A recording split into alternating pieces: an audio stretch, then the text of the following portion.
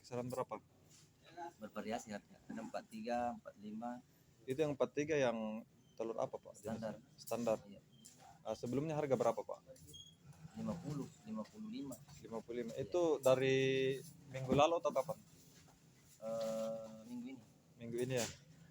Terus setelah turunnya harga telur, bagaimana omset penjualan Bapak? agak lancar. Agak lancar.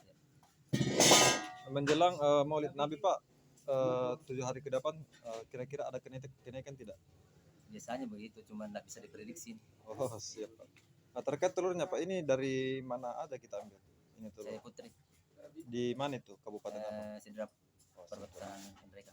Oh iya Pak, siap Pak.